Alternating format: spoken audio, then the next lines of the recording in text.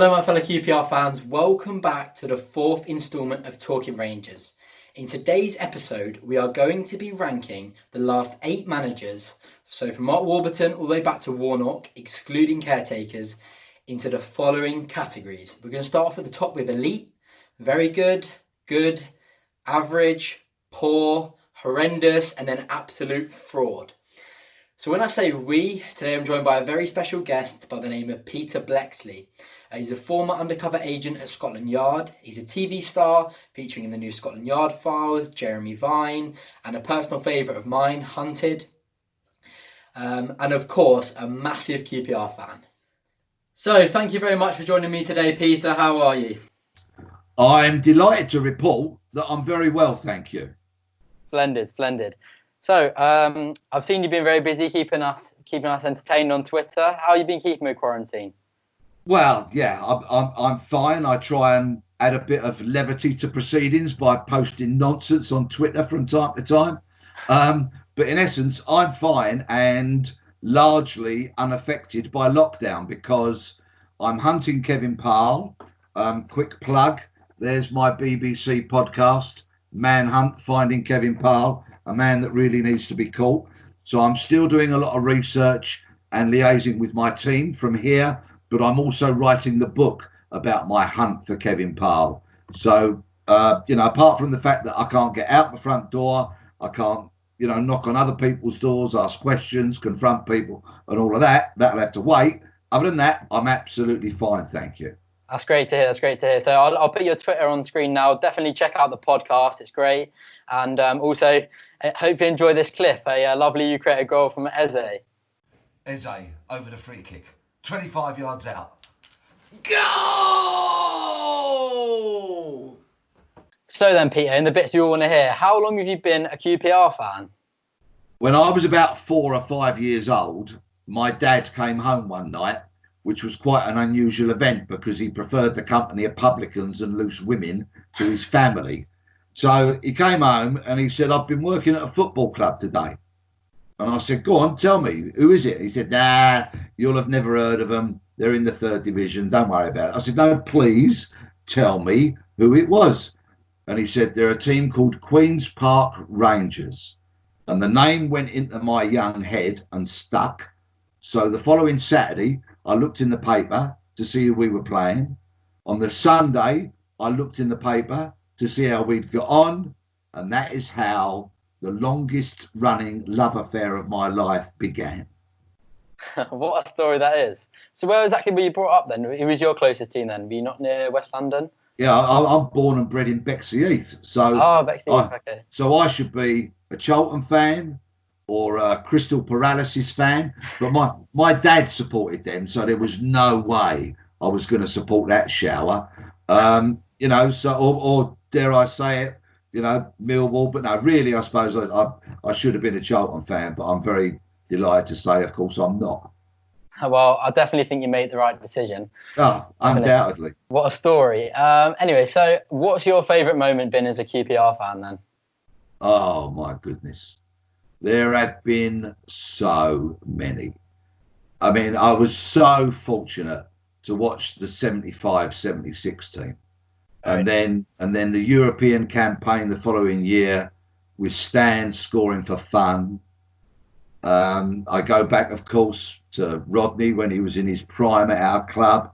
And when we sold him to Man City, I cried for a week, like absolutely non-stop.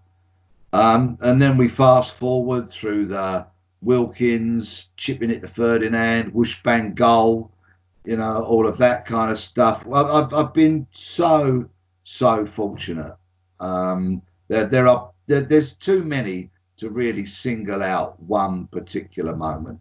No, exactly. You've named some great moments there. Things that a bit before my time, but my dad tells me all about that era. So and I'm sorry, kids, right? Okay, that you'll have to go to an encyclopedia and look up, some of the names I mentioned. But and in later days, and we'll get onto it. I think supporting our team now is a really joyous thing. I think we're very, very fortunate to have some amazing talent in our side now that are quite simply a joy to watch.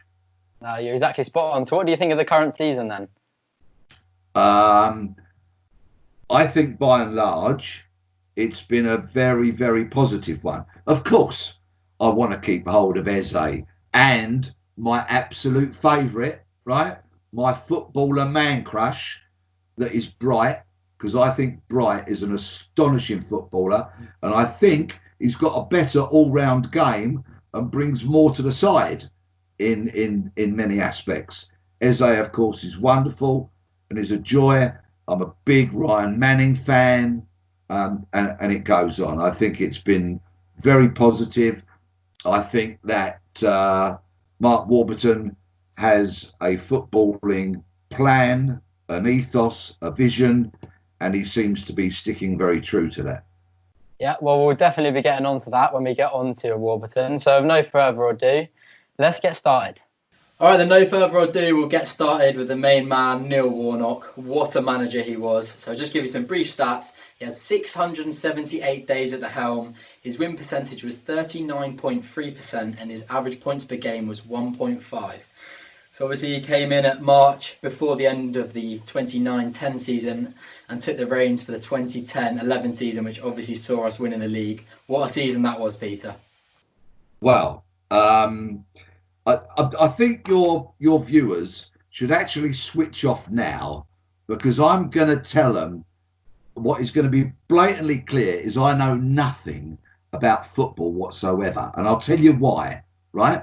On the day that Neil Warnock was appointed manager of our club, I messaged my group of mates, QPR mates, and I said, this is one of the darkest days in the history of our magnificent football club, right?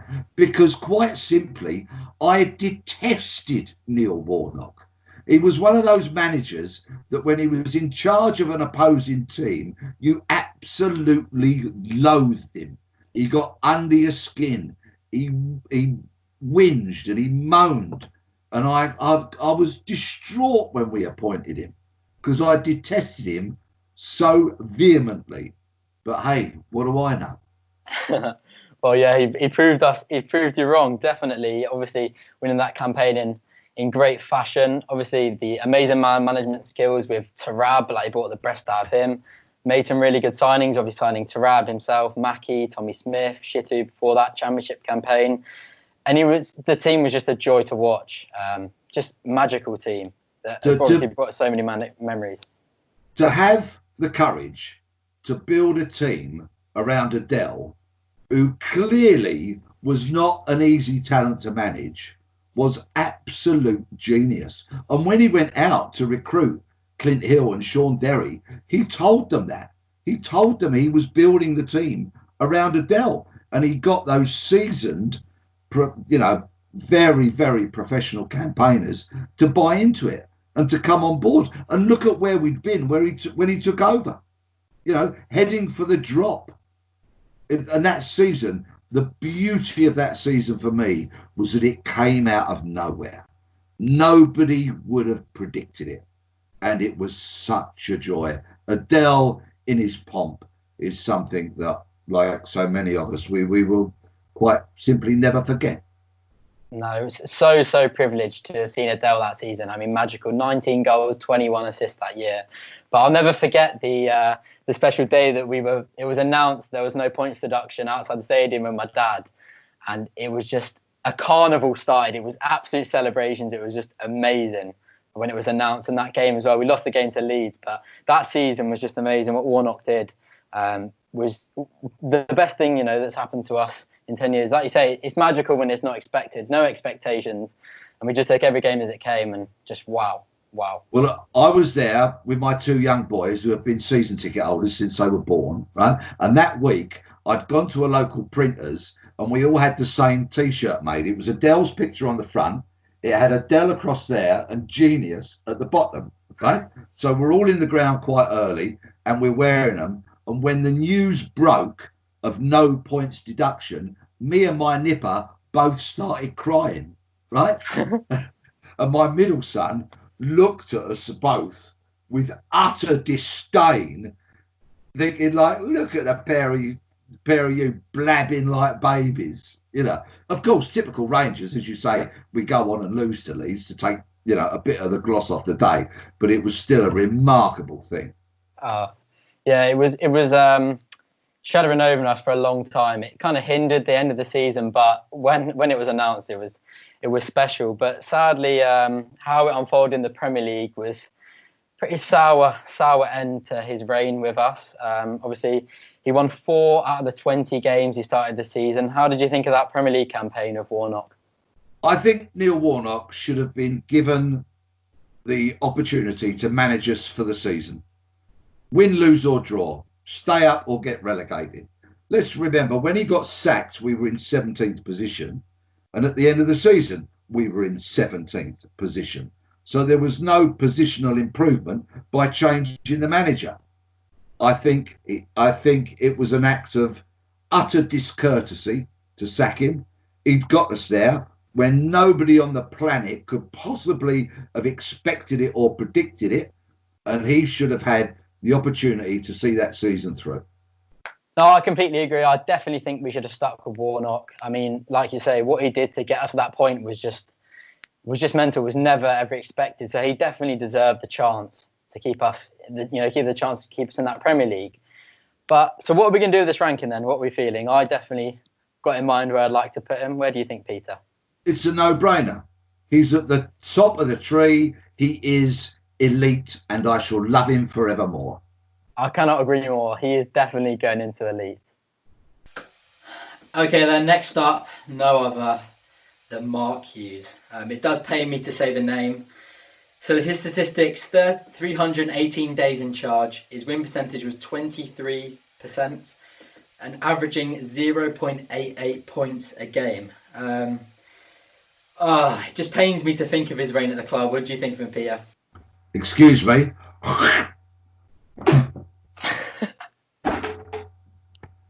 I absolutely detested him as a player. Right? He could give it, but he couldn't take it. Very fine footballer, but loved dishing it out, hated it when he got it. And of course, the wonderful, the blessed and much missed Alan McDonald used to dish it out to Mark Hughes by the bucket load. And some of the battles those two had were absolutely legendary. Rest in peace, Macca. So I detested Mark Hughes as a player.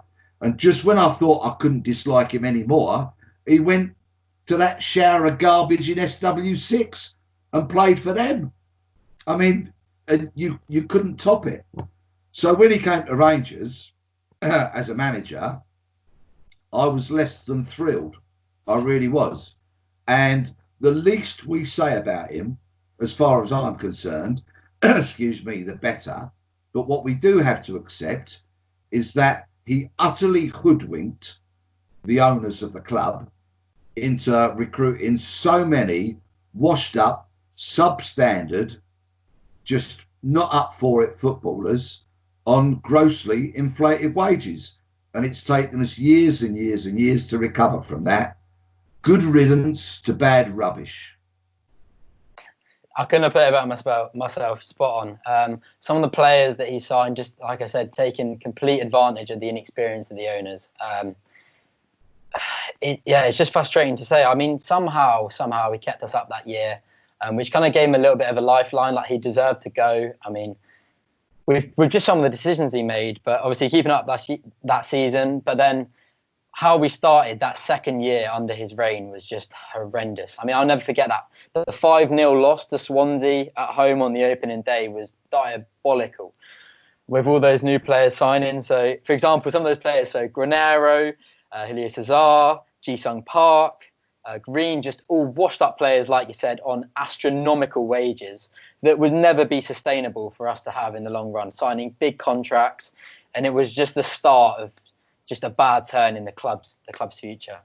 Oh, absolutely. It caused damage which we are still suffering from today. Absolute pile of garbage. And it was he took our club, you could argue, almost down a path towards extinction. It was that bad. Should the owners have let him get away with it? No, they shouldn't. As you rightfully say, their experience was taken advantage of. It was abused, and there was nothing positive that I can say about his reign, because we ended up in the same position as we were when he took over. So there was actually no improvement. Yeah, exactly. Like, the owners are fairly accountable. Obviously, no decisions were made in that situation that have anything to do with sustainability. It was all just here and now, trying to keep us up. And I'll never forget the post-match interview when we played that very dramatic game against City. He came out and said, under my charge, QPR will never ever be in this position again. And how those words have turned out for him, it's just sour. He's still a fraud now. Some of the jobs he's still getting in this game is just beyond me. What clubs are seeing in him? I just think it's just ludicrous. Can we move swiftly on, please? Because I've had a belly full of talking about him today. You're spot on. I think I'm just going to say it. He's got to go in fraud, surely. Oh, absolutely, with a capital F. Not a doubt in my mind. None at all. On that, we're agreed. Lovely. Right then, the next manager up is no other than Harry Redknapp. He had 800 days in charge of the club. His win percentage was 34.3% and his average points 1.28. So obviously higher than Mark Hughes, but obviously with that stint at the Championship making things easier. What a mess. What a mess he also got us in. What do you think of Harry Redknapp, Peter? Yes, he did. But of course, he will always say, quite rightfully, he got us back up into the Premier League. And you cannot take that away from him. Was there elements of the Mark Hughes about his reign in terms of players that were on grossly inflated wages and not perhaps particularly talented or committed? Yes, there was. But he got us into the Premier League. Then, of course, when it looked like we were going to be once again unable to remain in that division, I don't know, what was it, the knee or something? Or, you know, he kind of chose to bail out. But he does, and I have to acknowledge that, he does have that promotion on that amazing day at Wembley on his QPR CV. And let's face it, that was a proper day out. Wow. We robbed Derby blind. I mean, they absolutely battered us with 11 men or 10 men. And then for Bobby to crop up courtesy of Richard Keogh and stick that one in the onion bag was quite something, wasn't it? Yeah, it was a very special moment. But like you say, just crawling back there. So obviously he couldn't keep us up in the campaign he took over from Mark Hughes. And like you say, got us promoted back up to the Premier League. But that's the thing, I'd have to question. I think us finishing in the playoffs was kind of a bit of a disappointing season with some of the players we had in that team. It was just a joke. You know, you say that was, I mean, obviously he did get us back up to the Premier League, but I think we should have easily been automatically promoted that season, without doubt. So yeah, obviously magical us getting them back up, like you say, it's on the CV. But then when we were back up, again, some of the players that he signed, I've got a few to run through. Samba, 12.5 million. Remy, 8 million. Corker, 8 million. Sandro, 6 million. Much. And again, all on massively inflated wages, big contracts, and just, it killed us, and it's still killing us now. It's mental. It may have been a different story that season if Remy hadn't decided to clear off to SW6. You know, he could play, but of course his career was hampered by going to that shower because, like so many other players before him who have gone there, I would imagine, for the money, they've ended up wasting their careers by sitting on the bench and not getting a game. Yeah, Remy could play. Remy was a proper finisher. And for us, I think, bearing in mind that the overwhelming majority of any chances we created would have fallen his way, perhaps a slightly different story might have been told. Yeah, no, you're spot on. Remy was different class. To be honest, he was too good for us. It was a fantastic signing, and it was a shame he can keep us up that year. But moving on to the end of his reign, when it was that January window, and he didn't sign any players, which was quite apparent, quite documented. And then less than a week later, he suddenly decided that he needed immediate knee surgery, which seemed rather too convenient for myself. His words were, I need immediate surgery.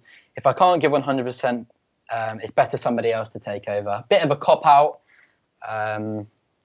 Yeah, it just had to go all his way. I mean, he threw his toys out the pram and he left. It was no surprise, really, was it, when he left? Put it this way: if I can rewind the clock some considerable time to when I was in the old Bill and we were crashing through people's front doors day in, day out, I don't think the likes of Harry Redknapp is the person I would have chosen to be alongside me or next through the door behind me. You know what I mean? Yeah, I know what you're getting at. Yeah.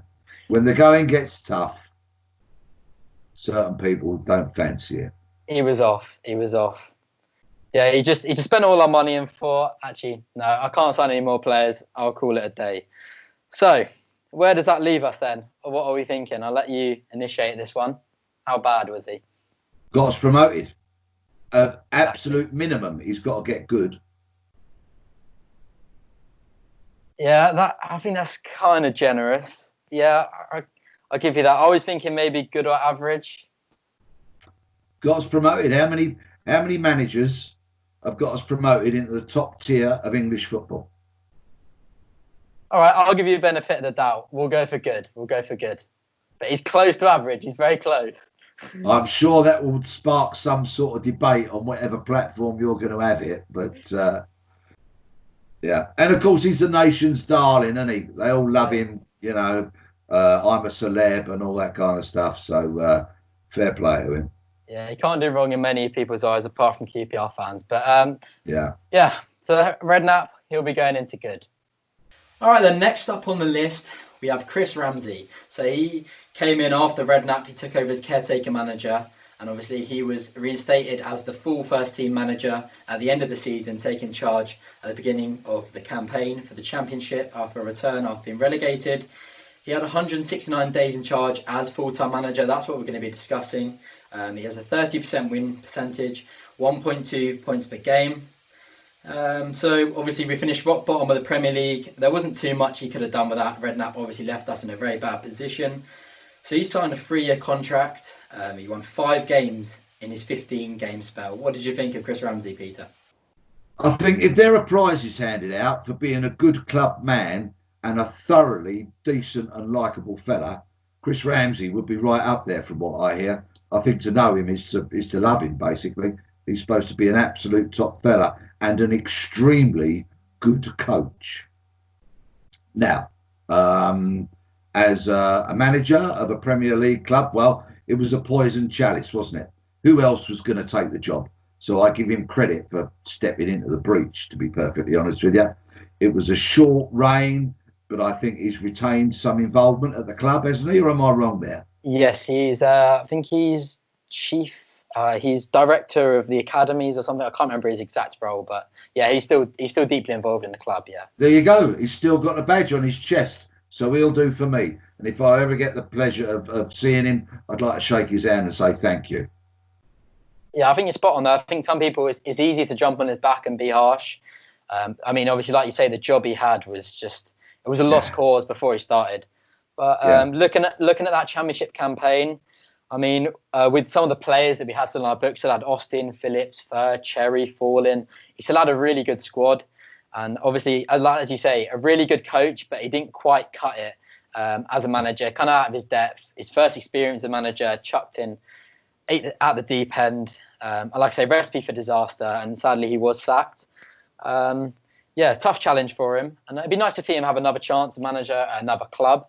But what are we thinking, Peter? No, we'll keep him with our academy ticking over. Look who we're churning out. Look how many players are knocking at the door of the first team.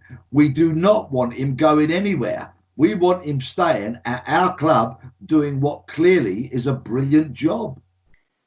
Okay, then. I'll take it back. Obviously, like you say, he's doing a fantastic job. But don't you think he deserves a chance as first-team manager, taking the reins of a club instead of behind the scenes? Yeah, absolutely. In about 4 or 5 years' time, when our first team is jam-packed full of the talent that he has nurtured and brought through the academy, and he knows better than anybody on earth, with the exception of their parents possibly, then he can step into the first team and manage all of the youngsters that he's brought up and through, and there you go, glory.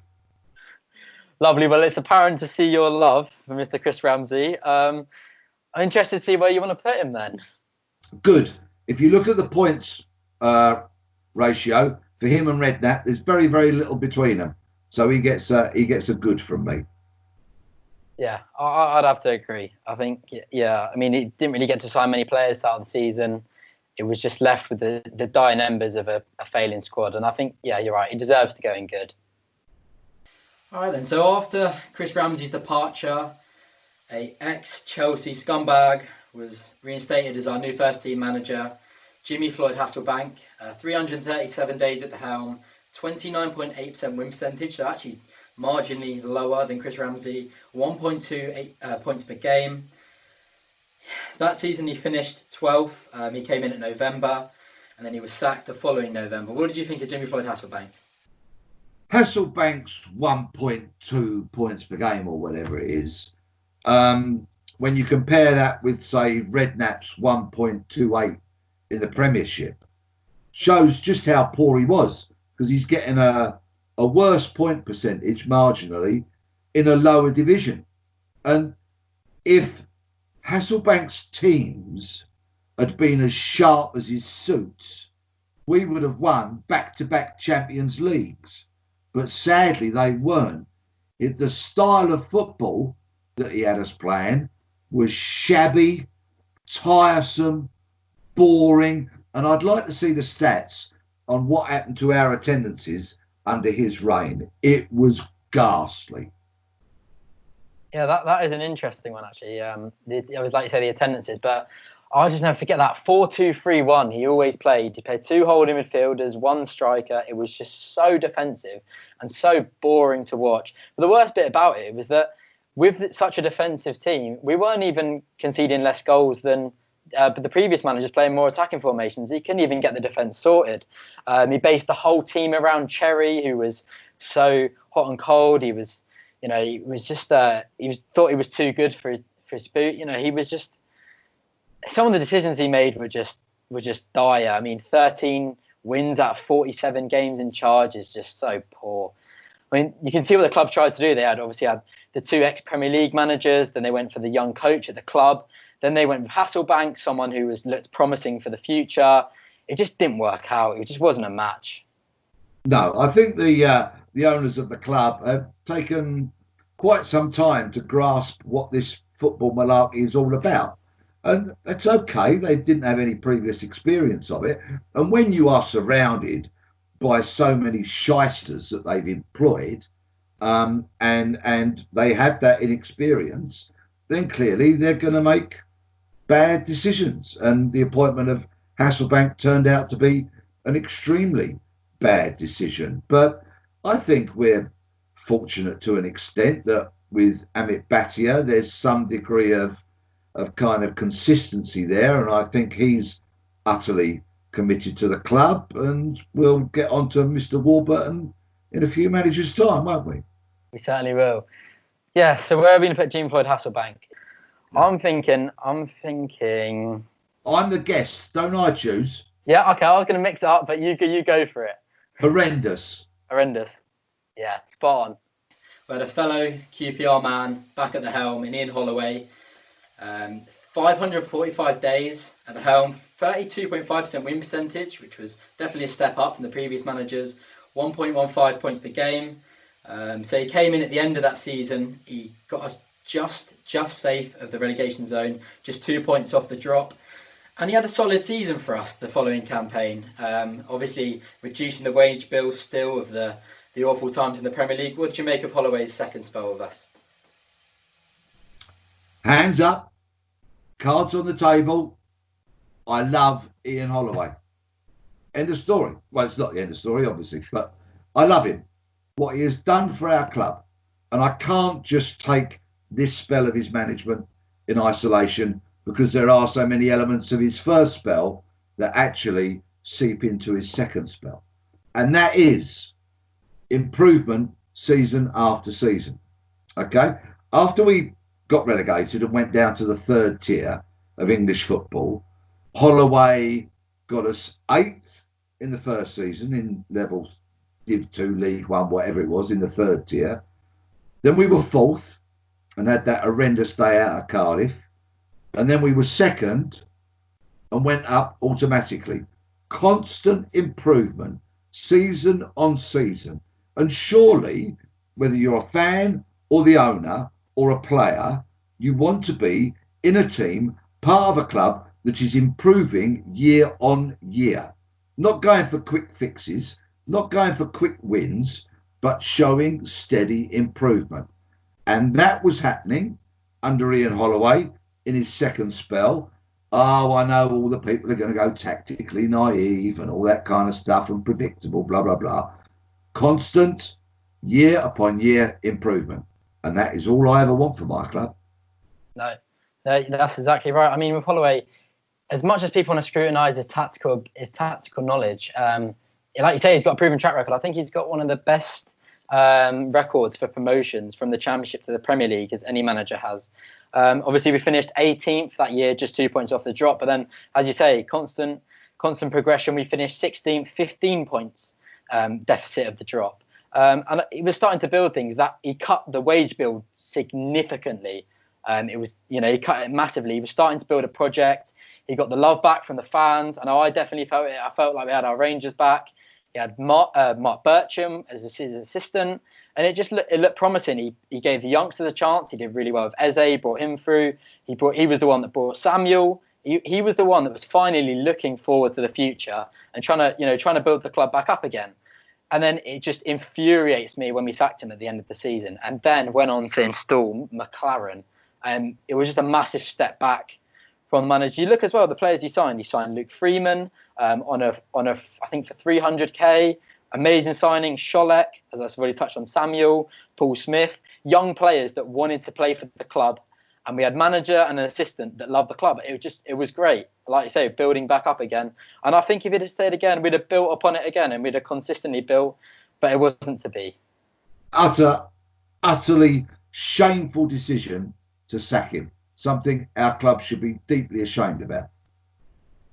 100%. It was a tough one to see, but for Holloway, where are we going to put him? I absolutely love him. Very good.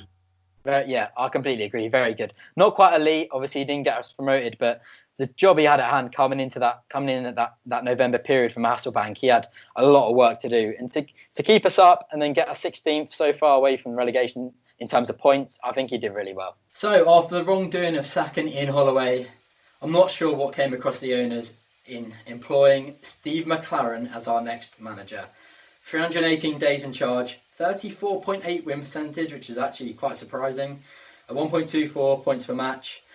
In that year, he did take us to a 19th place finish in the Championship, so a step down from Holloway's 2 previous seasons. I'll never forget how that season started. He lost 4 out of the first 5 games and a 7-1 loss to West Brom. What were you thinking when that happened?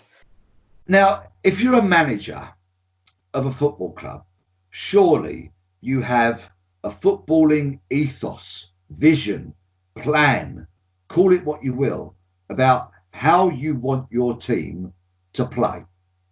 There may be variations within that, so there will have to be a degree of flexibility given whatever match situation you might be in, but essentially there has to be an ethos and a plan. So McClaren comes in, sets the side up to play in a particular fashion. That doesn't work, and within half a dozen games he has torn up that plan and tried to get the team to play in a completely different fashion. He didn't know what he was doing, so how on earth were the players or us to know what he was trying to achieve? No, you're exactly right. I'll never forget the first few games when we were trying to play out from the back and the players were just not suited whatsoever. And I remember coming back the following week and just watching them just trying to play Route 1 football, booting the ball up every time, a complete abandonment of what you say, that style. Matt Smith. So it went from all that, let's play is out from the back, pure on the deck kind of football. And as you say, within the space of half a dozen games, that's all gone out the window, and it's lump it up to Matt Smith right? Backstick, bang, see if he can, nod one in the back of the net. Just nonsense. And of course, you've got a young Ebere Eze who's breaking into the team, thinks he's going to be a significant part of it when the season starts. And then half a dozen games into the season, Eze is spending 85 minutes per game watching the ball like that, going over his head. And he must be thinking, what on earth am I doing here? What is the point of me being in this team? Utter catastrophe. Yeah. No, you're exactly spot on. He's got the tactics completely wrong. I mean, his assessment of the players to think they had the ability that our defenders play out from the back was just completely wrong. And as well, like you look at Ebere, Samuel, some of the players that he didn't even lock half of their potential. I mean, Samuel started to show glimpses of the quality of Holloway. He was completely locked out on McClaren, and now look what Samuel's doing now. Yeah. I mean, some of the players just didn't even get a look in with him. Was just completely off. I mean, he signed Hemed, which was a very questionable striker. Wells, who didn't really do well under him. Again, look how well Wells did with Warburton. Didn't do well with McClaren. Ludicrous. I mean, I remember that really good week he did have, where we won 3 games in a week with Villa, Ipswich, and Wednesday. And then he went on later in the season to lose 8 out of 10 games. Just complete inconsistency. It was just mad that season with McClaren. It was just, and he had to go. He had to go at the end. Yeah. Now this is one for the older viewers watching this. Now I know Leistner was a German, but he weren't Franz Beckenbauer, was he? Right? He wasn't designed to be that kind of footballer, and yet McClaren thought he would be. He didn't have a clue. McClaren did not have a clue. No, like many people have said, he's a fantastic coach, but he's just not a manager. I mean, like I say, that when he came in under Redknapp and he came in as the first team coach, we saw that real dramatic change in the form that got us. And I remember, I think Barton came out and said that McClaren was a really big part of that kind of late surge to the playoffs. But he's just not. He's not a manager. He's just not. Look at his CV as a coach. Look what he did when he was number 2 to Alex Ferguson at Man United, and they won everything. And of course, when he came to us, a vast improvement and a major contribution to that promotion season. But yeah, some people, they take that step up and it doesn't work for them. But he does a great Dutch accent, bless him. Oh, he really does. Just as good as Joey's French accent as well. Yeah. So, as you said, you're the guest. Where are we thinking of putting McClaren then? Poor. Oh, you want horrendous, don't you? It's a toss up. Go on. I'll go with your horrendous. I think he was horrendous, to be honest. Okay. Yeah. All right. We'll go horrendous. We'll settle on horrendous. Yeah. No, you're right. Right. So following the correct decision to sack McClaren, we instated Mark Warburton at the helm, who is obviously still our current manager now. I'm a massive fan of Warburton. I think he's been fantastic. So he's had 352 days in charge as of so far. 36.4% winning percentage. I think that's the best we've had so far. 1.27 points per match. We're currently sat in 13th, just 6 points off the playoffs. What he's done at the start of this season in terms of transfers has just been amazing. I can't remember the last time that we sold 10 players, brought in 15 for a combined sum of £50,000 and just transformed them all into much greater than they're worth. What have you made of Warburton? Let's just ignore the stats for a moment, if we may. Look at the brand of football that we're playing. Win, lose or draw. What beautiful football we are playing. Mark Warburton clearly has a vision. If we look at that lot who play by a bus stop in Isleworth, right? Okay, I think you might find that they are reaping the benefits of Warburton's 5-7 year vision and planning. And I hope that what he sold to the board, they're going to believe in. I hope that they will accept that there will be losing runs, dark days, and the sun ain't going to shine every day. But they allow, and he's clearly a bright man, that they allow him to create the project, to put the building blocks in place, to create a machine of a club with the facilities that it needs, a club that is financially as stable as it can possibly be, and we look to the future. No, you're exactly right. I think as well, I wanted us to have a period of rebuild, give someone a good time, a good lengthy spell in terms of when Holloway came in. I think that was our chance to rebuild.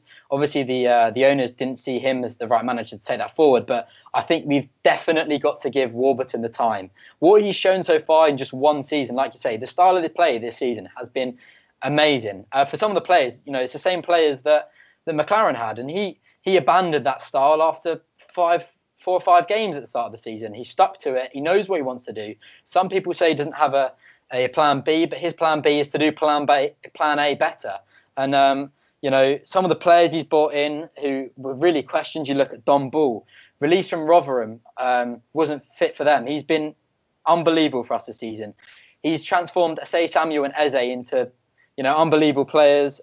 Just look at that Stoke goal, that first goal of the season, when Eze, the build-up play for it. I mean, what he's done this season has just been amazing. We didn't expect it, and we still got time yet to see if we can make a late surge for the playoffs with whatever happens to this season.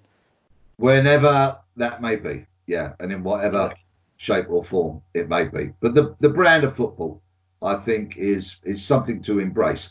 That brand of football may have to be altered if we start losing the likes of Eze. And as much as it breaks my heart now to say it, I think he's not going to be wearing blue and white hoops for very long. Bright, are people going to get their checkbooks out and come calling for Bright? Possibly. I hear that Manning is possibly up for a move if he's offered one. We are going to lose some of our young talent. I hope we can kind of do it like we did in the Thompson era, which some of your older viewers will remember. And what we essentially did was we sold a player at the end of the season to balance the books. But what we did was we went out and we bought people like Andy Sinton for not a lot of money, and we sold them for an enormous amount of money. And that was the kind of club that we were. All right, we were in the top flight then, and it was a business model that worked for us and was sustainable until we sold Les, of course, and we all know what happened then. But if we kind of, balance the books, live within our means, be a club where a player says, yeah, I'm going to go to QPR because I'll get a game, I'll be in the shop window, and when something to my benefit comes along, they won't stand in my way. And I'll give it my all for them while I'm there, which is what so many players did for us in the not so distant past. Yeah, no, you're exactly right. I think as well, you've seen that with Brentford in terms of they've made it quite apparent they're a selling club. When players are they're ready to move on, they let them go, and they're not worried about that because their recruitment is so. The system they have is so fantastic that they know that they'll recruit players that are ready to take their place, and they can, further them down the production line. I think with Warburton being at Brentford as well, they're kind of trying to adapt a very similar model. So I think it's promising for us. I think he's definitely the right man at the helm, and I think he's definitely, like I've said, got to be given more time. Yes, I think that Brentford are now reaping the benefits of the vision and the systems that Mark Warburton put in place. It would be very nice if we could do a very, very similar model to that, but with even greater success than that lot in Isleworth are achieving. Yeah, we don't want to be doing worse than that bus stop. It's not what we got in plan. But so what are we thinking for the ranking of Mark Warburton? At the moment, based purely on the style of football, which puts a smile on my face at the very thought of going to the Kyan Prince Foundation Stadium, very good. Yeah, very good. I completely agree. He's not elite yet. I think, like you say, elite's got to be when you do something like gets promoted, do something out of the ordinary, but he's definitely a very good manager, and we're reaping the rewards of that this season. It's exciting times ahead. If he gets us up and keeps us up, then we'll come back and talk about elite then. I think we may have to put a new category above elite if he can get us up and keep us up. But yeah, definitely. Completely agree. Right then, that'll wrap it up for the 4th Talking Rangers video. Thank you very much for watching. I want to say a massive thank you to Peter for joining us. A very special guest. Really grateful for him featuring. And let us know in the comments down below. Did you disagree with us? Did you agree? I know you made some quite controversial decisions. So yeah, let me know in the comments section. Make sure to subscribe and like. And I'll see you in the next one.